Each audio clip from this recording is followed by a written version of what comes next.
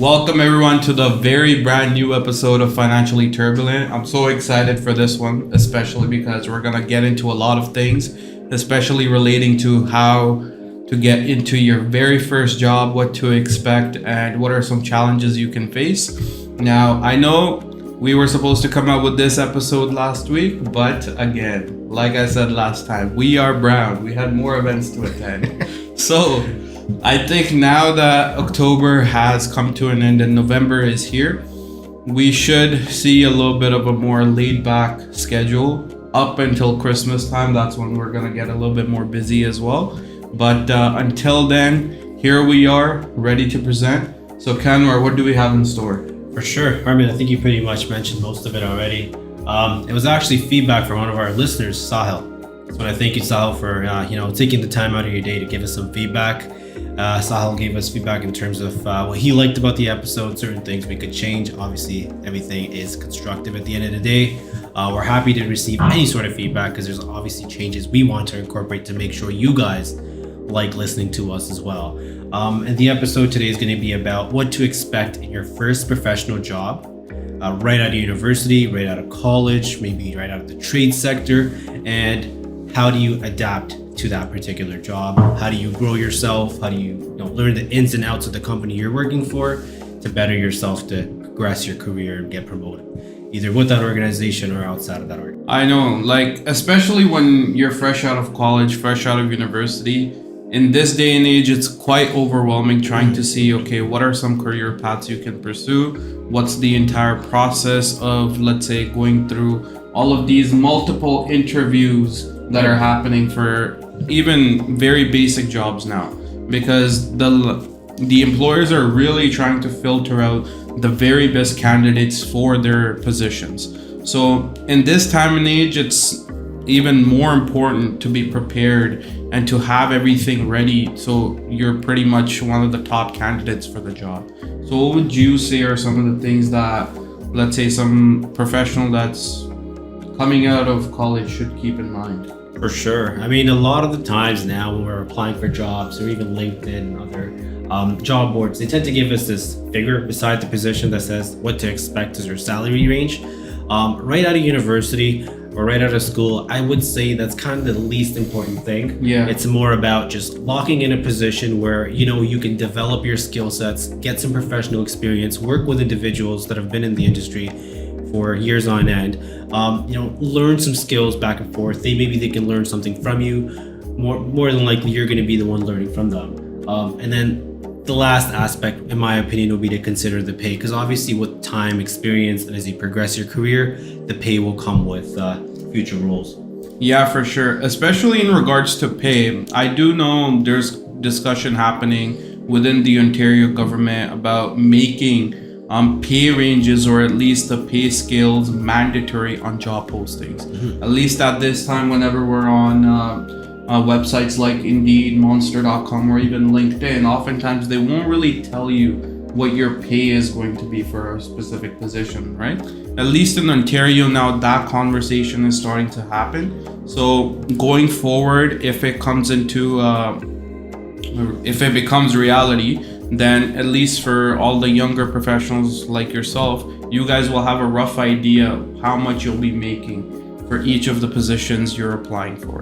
And that'll help you manage your expenses and essentially figure out what your overall livelihood is going to be like with that position in mind, right? Of course. And just to kind of add on there, Harman, I mean, going back to what I said, it shouldn't, obviously pay is important. You don't want to work for a company that's going to pay you pennies to the dollar. You want to make some decent money, at least for you to survive, get to work for your commute, or have extra cash to invest on the side. As the name speaks, financially turbulent. You don't want to be going through turbulent times. You want to be able to invest, especially now.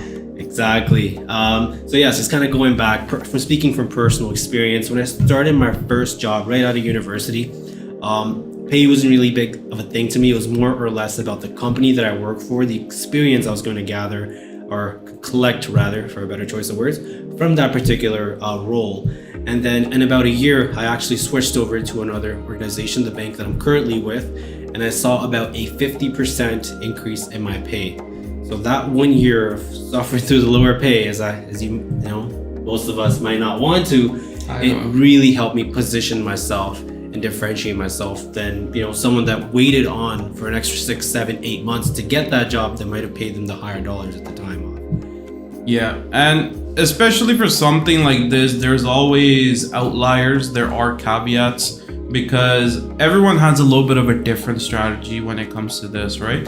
Of course, for both of us, experience mattered a little bit more, but depending on your financial situation, your first job, you really might need the cash, right?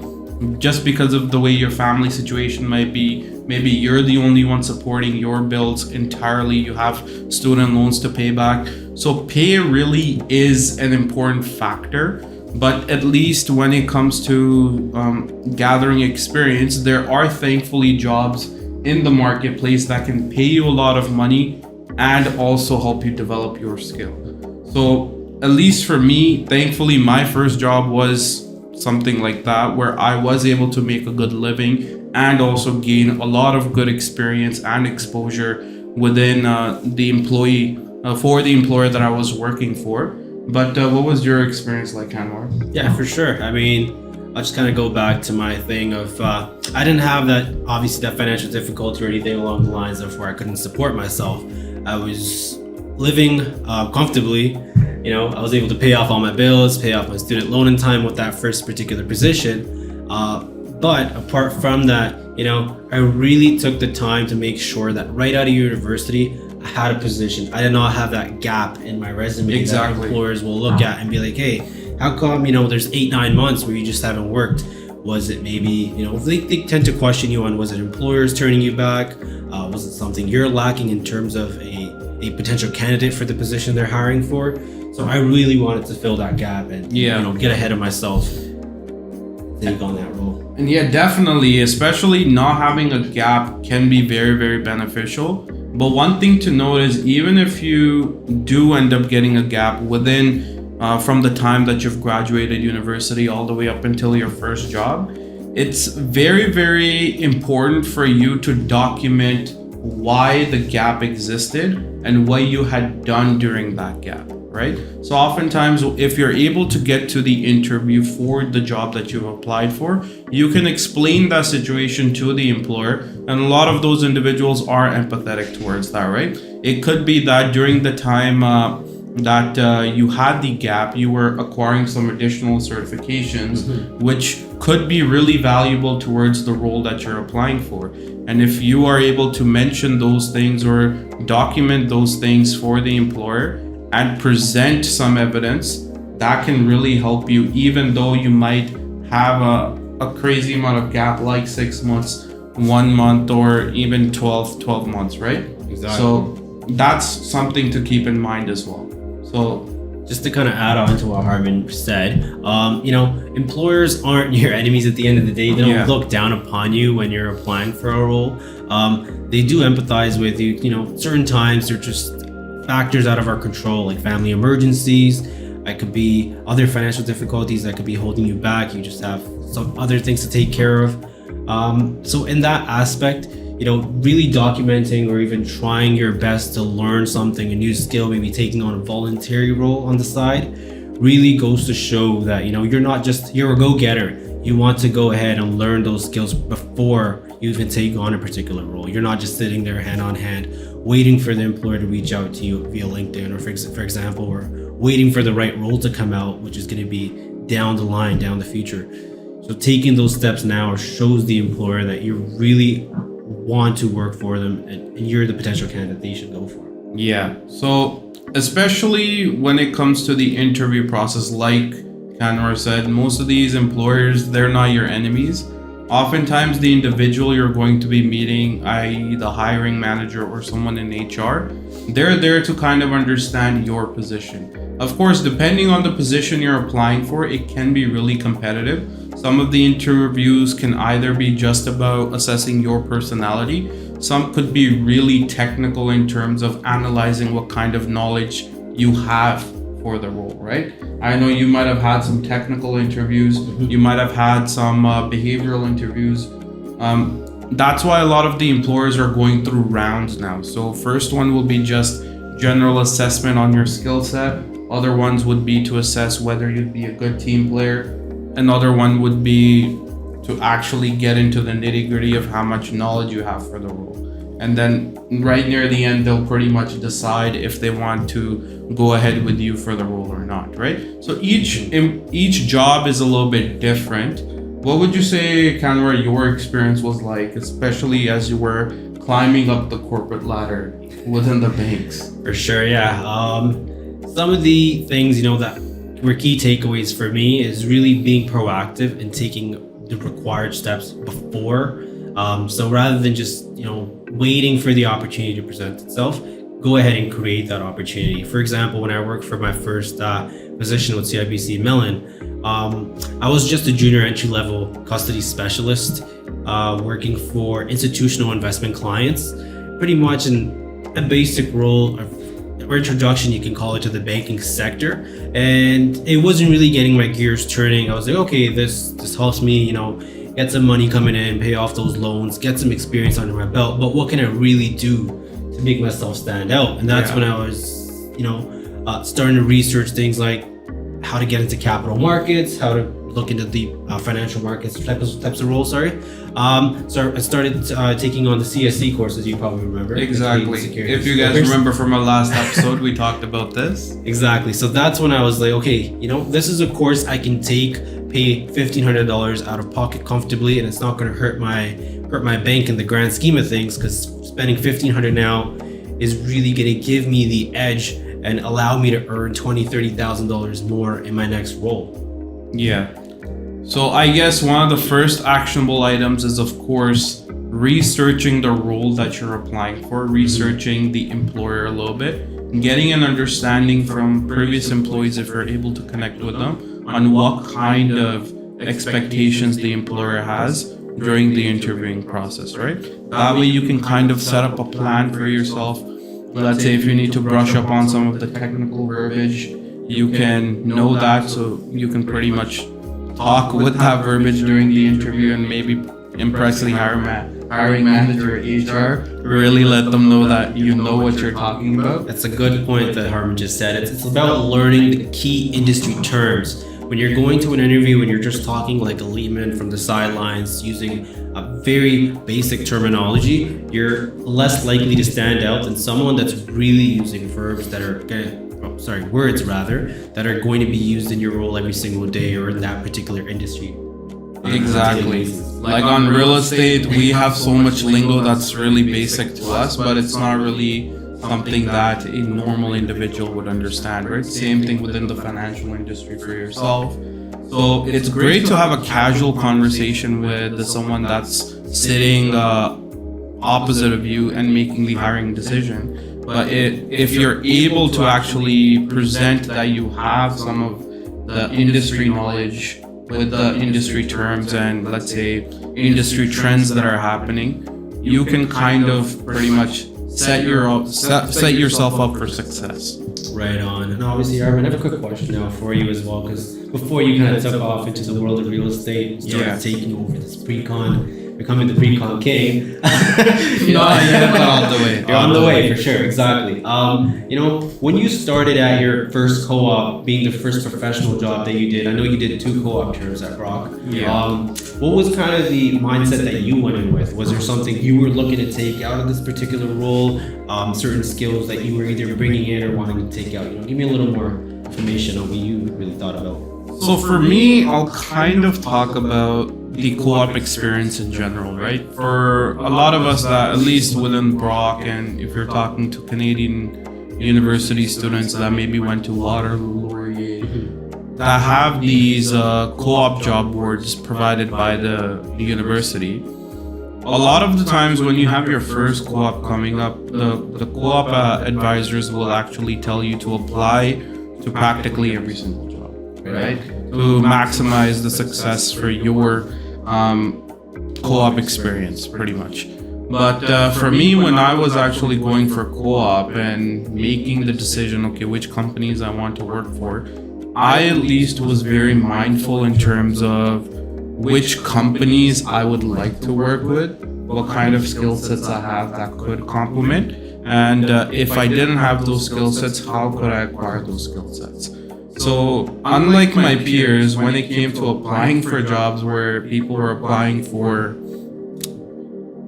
100, 200 jobs during co-op times, I know maybe you might have done that as well.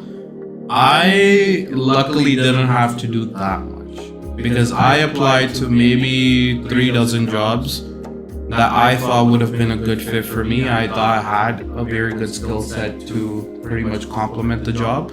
And on the side, I was also learning additional things like you were learning CSC. I was educating myself a lot on some complex Excel programming and all those other things, right? Because in university, while you're in business school, you're gonna learn business terminology, all these other things, but they don't really go through the actual day-to-day work, which is actually using Excel to manipulate data, pre-process data, and essentially using it to analyze the information, right? So I think that was a big skill set that was missing from university, and I spent a lot of time during the time I was applying for co-op to gain that knowledge set for myself. And that's ultimately what ended up becoming very useful when I applied to all these different jobs and I went to the interviews. They really were impressed by how much I actually knew about Excel and manipulating data. So a lot of the things they would have actually taught me at the job, I already knew, and that is ultimately what ended up giving me a heads up compared to my competition during my first co-op. So especially for me back then, I was very interested in becoming a financial analyst myself. You were as well. You carried through with that. I had the experience at FedEx. I loved the job. And I pretty much studied what are the different things that the job would have required. And based on that, I learned what the industry terms were, at least within the operations sector for FedEx. And that's ultimately what ended up impressing the senior financial analyst that was interviewing me and my hiring manager for my department. So for me, it was more so being selective in terms of what I wanted to go for. And because I was selective, I had a little bit more time to assess, okay, what are some key skills I need to acquire in order to make that job work and be successful in the interview and the job itself. I know other people have a different strategy. Sometimes they're not so much successful with the strategy I applied. I can say luck played a little bit of a part, and also the way I communicate played into whether or not I was able to get the role or not. Right? So at least that was my experience. I don't know what was yours. You can tell us a little bit about that. For sure, yes. I mean, you kind of covered most of the bases there. I kind of have a 3 to 4 step process on, what to expect at a job and what the takeaway should be at the end of that particular role. Now, it can't just be that role. Sometimes you might just decide to stick with the company in that particular role, but those are annual goals at the end. At the end of the year, at the end of the year, you're going to sit down with your manager or sit down with yourself. You're going to self-reflect, see what you achieved, see what you could achieve in the upcoming years. So pretty much the mindset I went in with in my first co-op and my first professional job right out of university was learning the rules. What are the expectations for me being a new team member? What does my team expect? What does my manager expect? What does this employer expect from me? And then building relationships, because I was just entering the professional field. I wanted to really leverage, my interpersonal skills to have relationships so I can have future positions lined up for myself. And it's not always professional at the end of the day. Sometimes you just want to have a personal relationship with someone, which could be outside of work, and they can be like a mentor to you, or they can be like a coach, and they can point you in the right direction to help you out with any future positions you want to apply for. Yeah. And then last but not least, you want to deliver results. Not just any kind of results, because chances are if I'm delivering results, my coworkers probably do the exact same thing. But you want to go above and beyond, looking for processes, how to make them more efficient. What can you really do for your manager or your team to make sure that the work that you were doing is done in a timely fashion and done with complete efficiency and complete effectiveness, free of any errors. Yeah, so documenting the work you do in university and even in the job is actually a very, very key point you guys need to remember. Because oftentimes we do work in university that's very, very significant. We could be working on a project where we developed a new skill, or we maybe worked with the professor or co-workers to develop something, but you never really note that kind of achievement down. It could be very, very small, but you never actually know when that experience can come into play in an interview process. Because especially when you're working a new job, or let's say even if you worked a non-corporate job, right? It could be anything. It might be that you worked a customer service job, but you found some inefficiencies within the customer service experience at the time, and you were able to improve that for the employer at that time, right? And you can literally talk about that experience with the new employer in your new corporate environment, and you can kind of communicate to them that, hey, this was the problem, this is how I was able to solve it, and because of that solution the company benefited in X way, right? So you identify the problem, you identify the solution, and you identify the benefit to the employer. What that ultimately prevents and shows your new employer is that you're able to identify problems, you're a problem solver essentially, and if there's something wrong with their current systems, you'll be able to make the company more efficient, right? That kind of works in a variety of ways. It can be within the financial side, it can be for whatever role you're applying for. For me, when I was at FedEx, I realized that while FedEx had a very robust system when it came to operations, it's a miracle how that company operates, but they had a lot of inefficiencies, at least within my department. And within the first month, I ended up automating a lot of the things that FedEx was doing within my department. And something that used to take a person literally 6 hours to do, I was able to do it within 10 to 15 minutes, right? It's ultimately where the Excel education that I was talking about came into handy, because a lot of the people that were using the programs never used things like macros in Excel. And because I was very, very, I had that skill set, I was able to automate a lot of my work in that sense. And not only did that save a lot of time for the company, it also gave me more time to look into things that I want to do. Maybe things that I want to learn. That's how ultimately I ended up getting more involved in the IT side of FedEx. And that's what unlocked my passion for information systems and building systems as well. Yes, and you point out a great thing here, pretty much. As you said, finding those inefficiencies, they do exist in all companies, and they're usually overlooked simply because there haven't been new hands or new minds that have joined the company quite recently, and then or the workforce they're just have at the time is either just so used to the process that they've been carrying out that they tend to oversee it. Kind of similar to my time at CIBC Mellon, a lot of the people I was working with were in their late 50s, early 60s, approaching that retirement age, and then when I joined in, I was right out of university at the age of 19, 20. So you look at things with complete different lens. So I was able to automate, make some processes faster, which really allowed me to stand out from my team. Exactly. Mm-hmm. Especially automation, because they can take, sometimes the kind of automation you're making, it might take you 3 weeks, a month, 2 months to kind of even figure out how you're going to automate that workflow, right? But once it's done, the amount of time that you end up saving, it's not linear, it's literally cumulative in a sense, right? Because the amount of time you save, that can be dedicated towards something that you actually enjoy. For me, I ended up learning a lot within the FedEx structure. I ended up working on projects for project management. I ended up working on the IT side. I ended up working a little bit more closely on the external finance because I was mainly hired for internal finance department.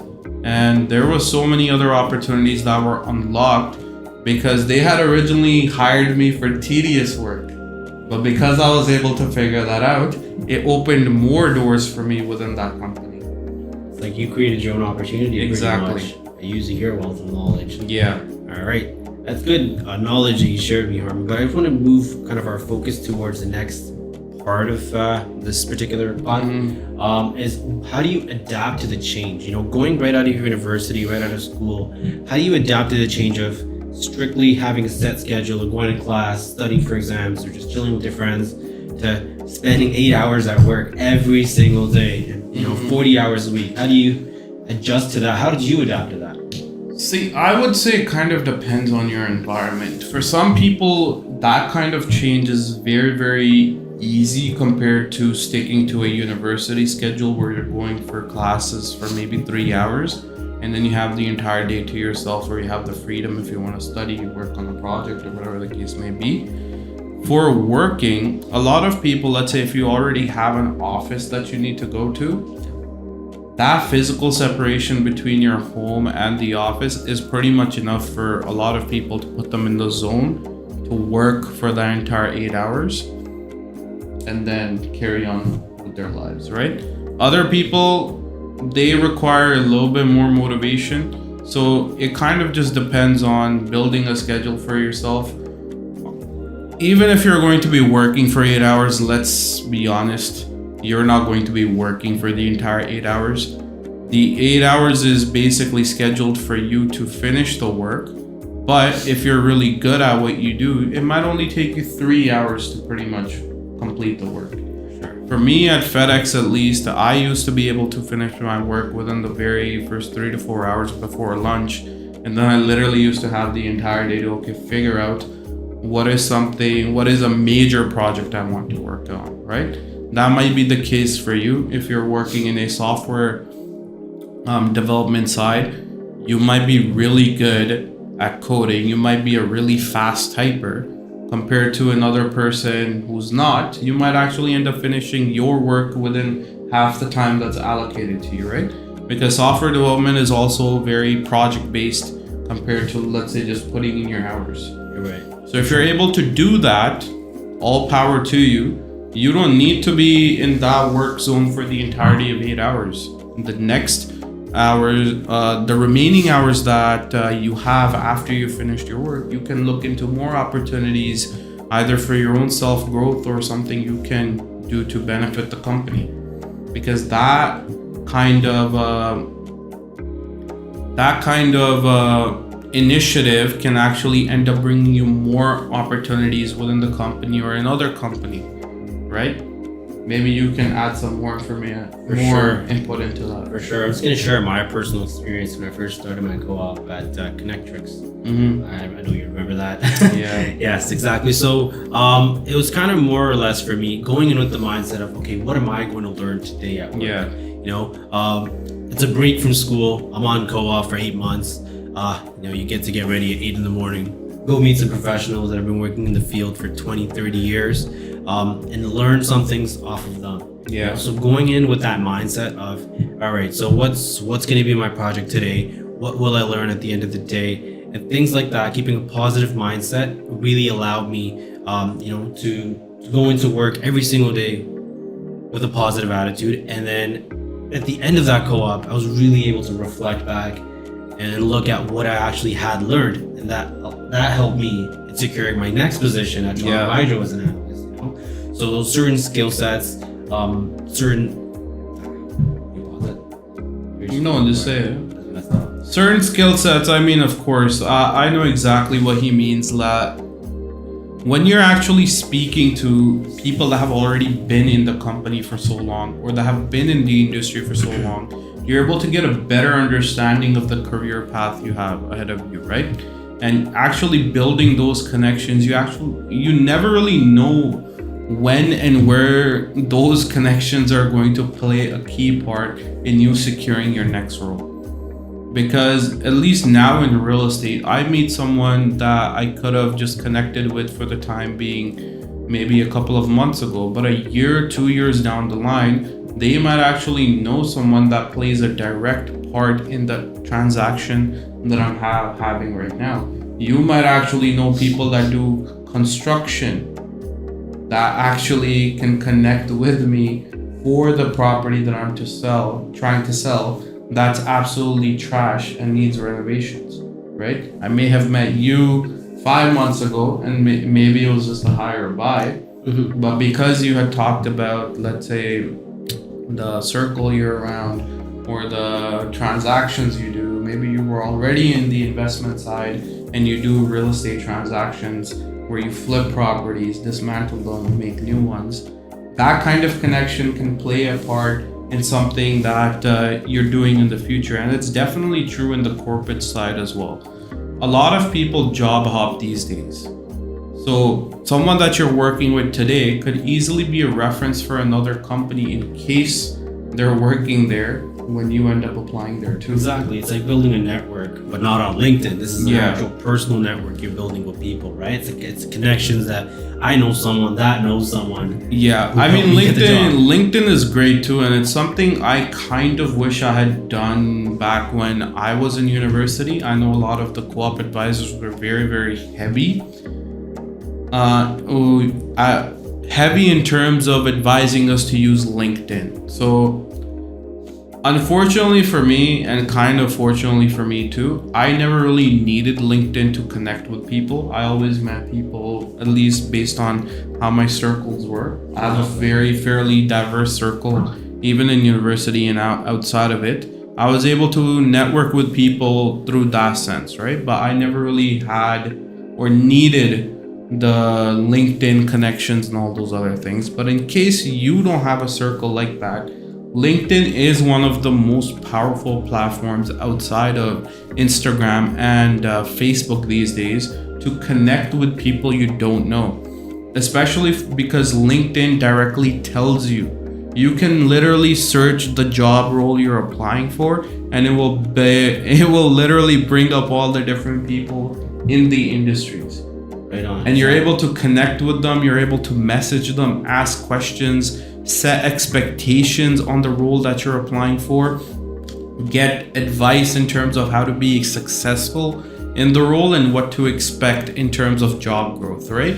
There's so much you can do, and it's something you should definitely leverage on LinkedIn. And just to add on there as well, like leveraging, when you say leverage on LinkedIn, you can actually reach out to recruiters, you can reach out to people that have worked in the industry.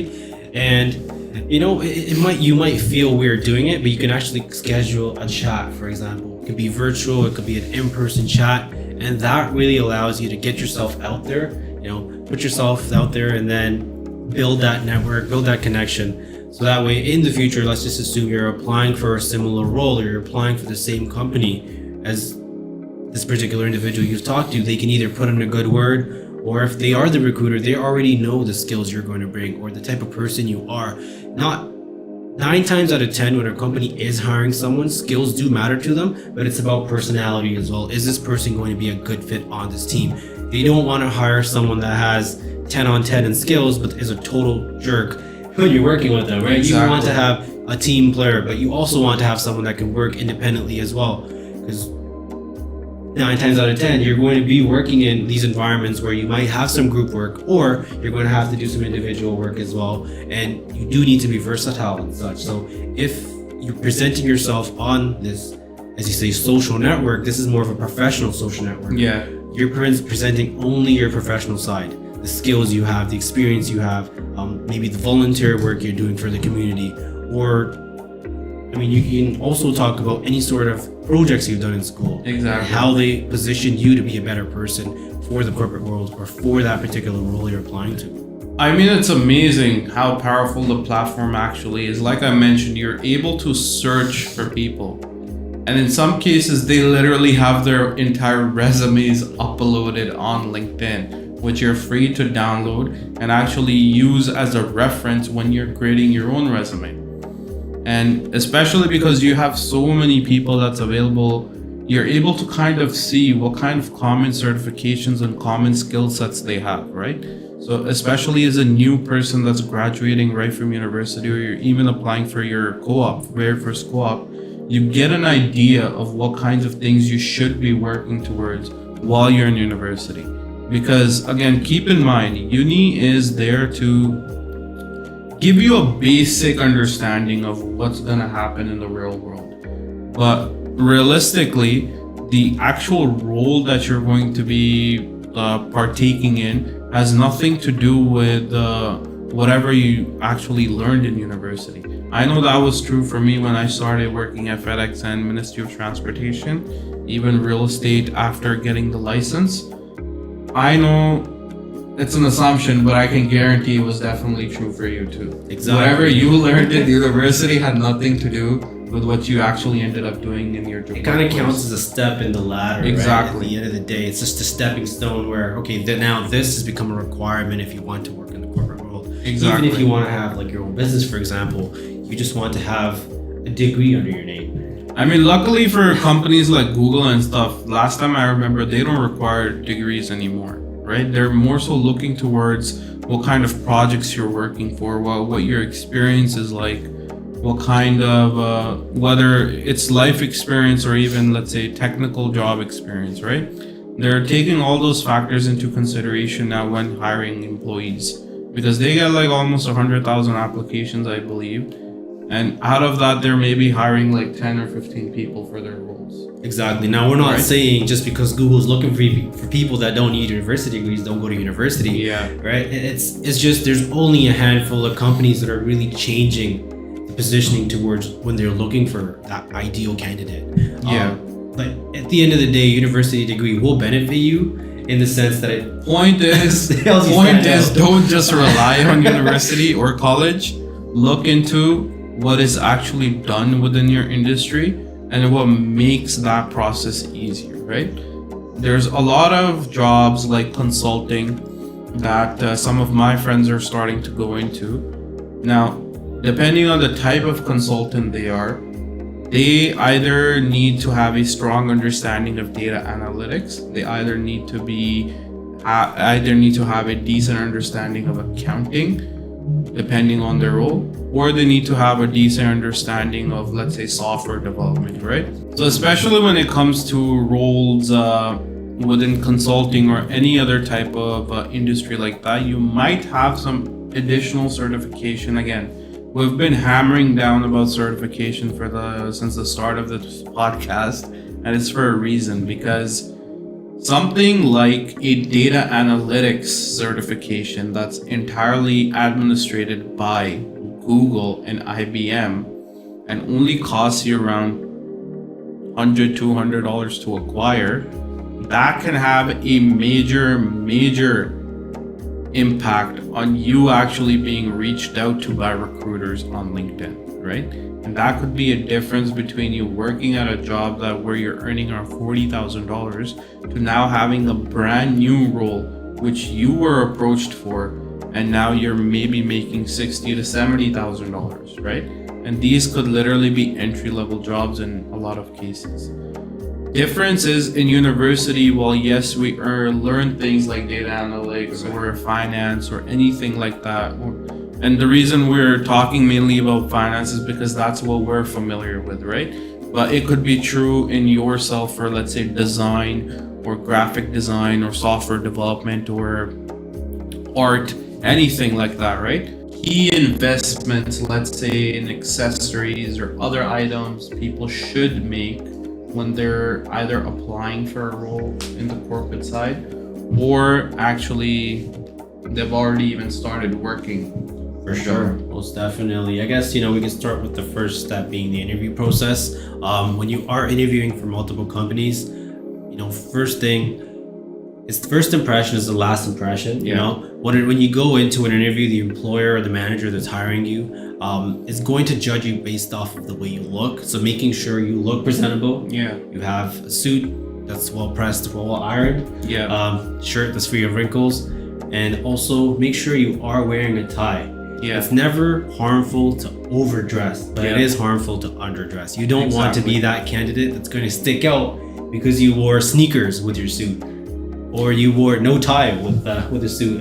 I mean, depending on your industry, that can definitely be the dress code. But at least on the interview side, you should present your best foot forward. You should be dressed professionally. like he said, have a tie on, make sure all the attire is well pressed and wrinkle free, and just making sure that you look good in general, right? You have to make yourself presentable, because that's essentially the ultimate image you're presenting of yourself to the employer when you go for the interview. Exactly. Now that may change with being with the company 3 to 4 years down the road. It may be a little more laid back now. They've seen that professional side of yours, that you're just there now for the knowledge you bring to the team.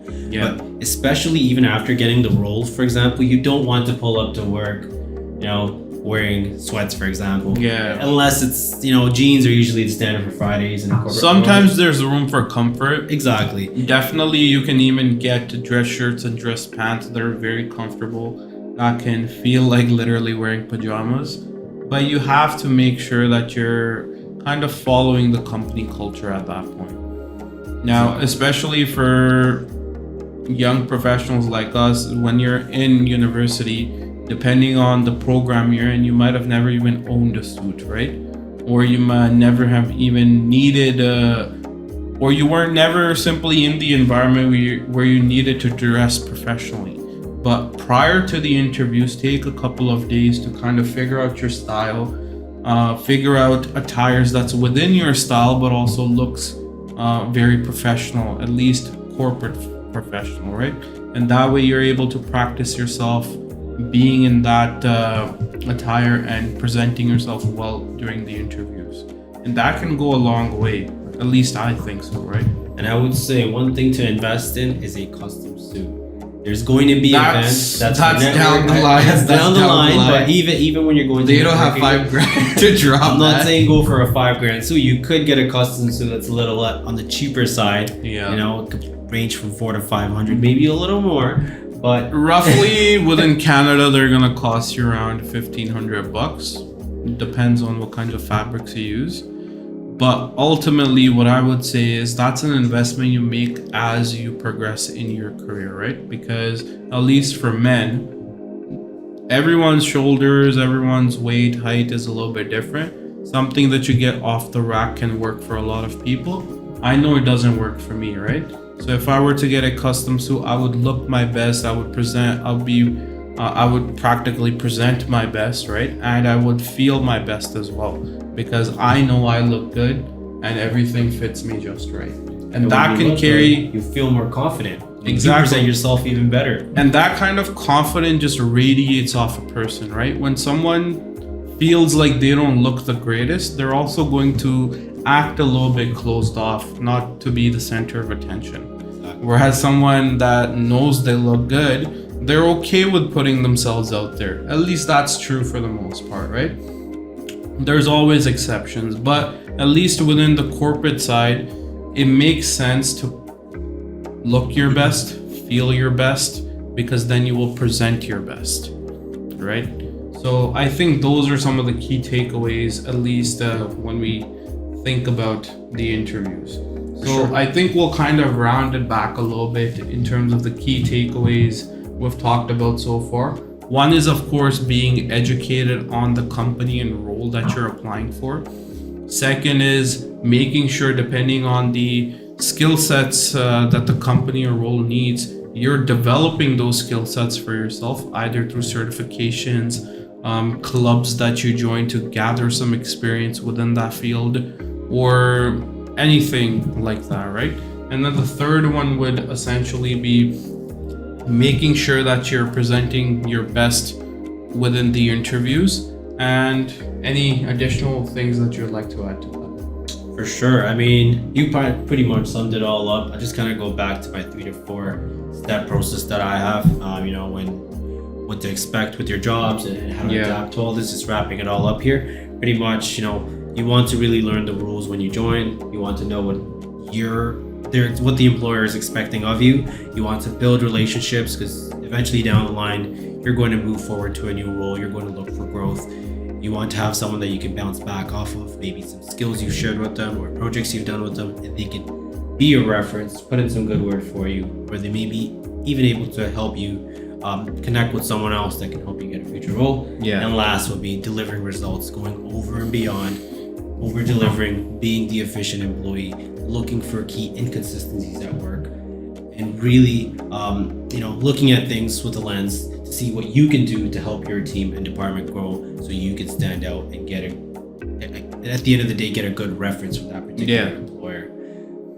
Yeah, so pretty much just make sure, at least when you're within university or college or even let's say if you didn't go to college or university, the key thing to actually work on when you are applying for your first job or even before that is making sure you network with people in the industry that you want to be in, right? You research what the industry is about, what skills they need, and the people that already work in it. Because that can give you an understanding if it's even going to be a good fit for you, right? Because oftentimes you never really know if you're going to enjoy a career path until you start working the job, right? So connecting with people that have already done the jobs gives you that opportunity from one, wasting your time, and second, making sure you do your best to acquire the skills that you need for the job. And also leveraging tools like LinkedIn, where you can actually see there's a lot of public events that you'll find on LinkedIn, networking events. Some are paid, some are free. So really using those tools to go to attending these events, as Harman said, to see if it's a good fit for yourself or not. Yeah, that's pretty much on our end. I really appreciate that Sahil came up with this question for us, and would love to hear some more questions from you on future topics. We'll have a couple other things that we'll be discussing in future episodes and bringing on some additional guests to be on this podcast. We'll talk a little bit about how to get into the jewelry business, how to get into accounting and the software development side as well. See what those different career paths entail and what are maybe some of the hurdles and challenges they present in case you guys are interested. But we're definitely looking forward to more questions from you, whether that's on AI or business or just the market in general, and would love to hang out with you and continue to present our best in Financially Turbulent. Sure. So any last notes for the audience, Kanwar? I do have one last important note. If you do have any sort of real estate question, you know who to reach out to. If you have any sort of question about the financial markets, you know who to reach out to. Yes. Be happy to answer any questions, even if it's not on the Financially Turbulent page. You can reach out to us, one of us individually. Any sort of industry questions, personal level questions, we'll be happy to answer. Perfect. On that note, guys, take care, and we'll see you on the next one.